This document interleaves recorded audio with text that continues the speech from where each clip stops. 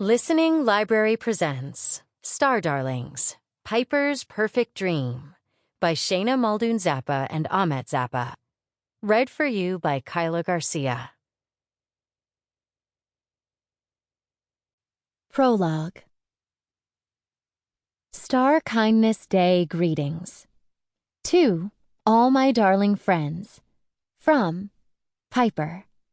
Subject: Happy Star Kindness Day. Happy Star Kindness Day, a time to spread good cheer. I'm sending this holotext to say, you glow, girls, all star year. With love and positivity, Piper. P.S. Personal greetings to come. To Sage. From Piper. Subject: Star Kindness Day compliment.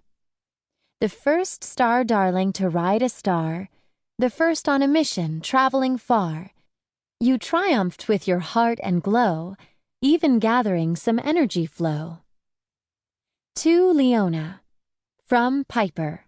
Subject: Thinking of you on Star Kindness Day. The third to go to a faraway world, you granted a wish and energy swirled. But on your way back to our land of light, your pendant turned as black as night. Why, you asked, so sad and blue? No one could answer, no one knew. But do not fret, Leona dear. You still rock, that much is clear. To Scarlet. From Piper. Subject: Star Kindness Day tidings. You had to leave the SD fold, but you didn't give up. You were too bold. You joined a mission with a regular starling to prove you were a tried and true darling. But why did this happen at all? Why did you take the fall? Another question, another riddle. But you stepped up to shine, no second fiddle. You showed true grit, and even some wit. My hat's off to you. Glad you're back with the crew. To Cassie. From Piper. Subject: An affirmation on Star Kindness Day. Who knows what to do when we're confused through and through? You, sweet little Cassie, you always do. And when you came back from a mission all spent, the lights went out 100%. But you stayed calm and cool and kept us together. You figure things out, whenever, wherever. Chapter 1. In her Little Dipper dorm room, Piper finished her last holotext. Then she swiped the screen on her Stars app to queue up all the messages. Star Kindness Day was the next day. A ceremony would be held in the morning, at precisely the moment the nighttime stars and the daytime sun could all be seen in the color-streaked sky. It happened in the morning only once a star year, and all over Starland, starlings met in open areas to gaze at the sight.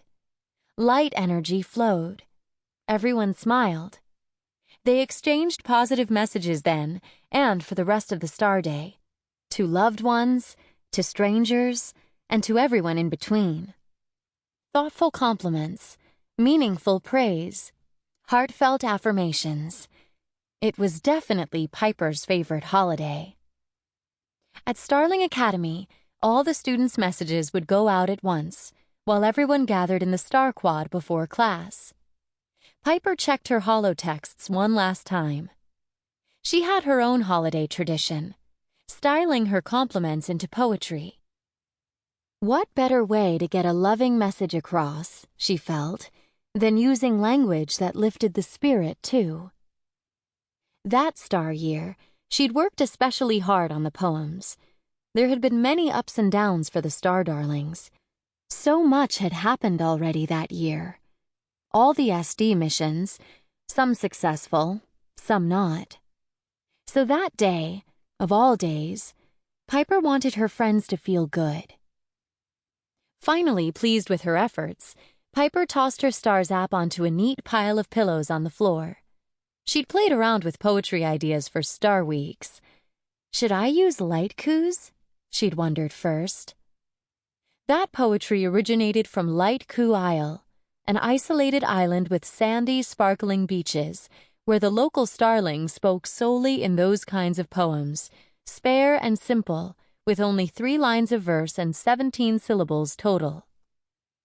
How they managed this without even trying was a wonder to Piper. She herself strove for an effortless state of being on a star daily basis, but the Light Coos proved too difficult and limiting.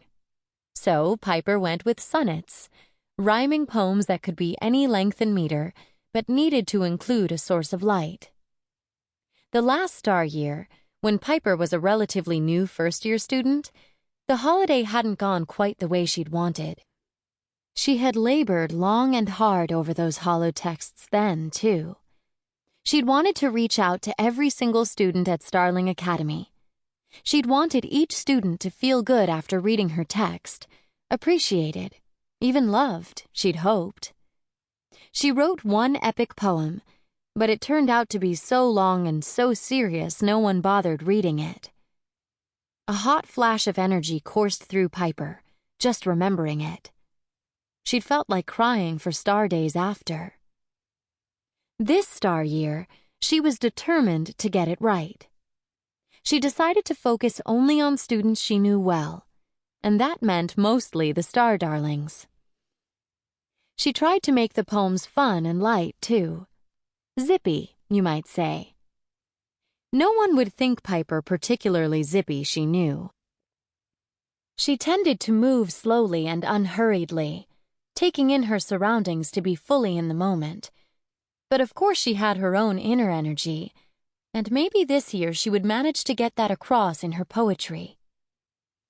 Piper leaned back against her soft pillow, closed her eyes, and visualized each of her friends' smiling faces as they read her special words of encouragement.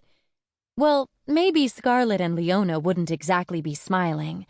Even with her failed mission well in the past and band rehearsals on again, Leona was just beginning to bounce back.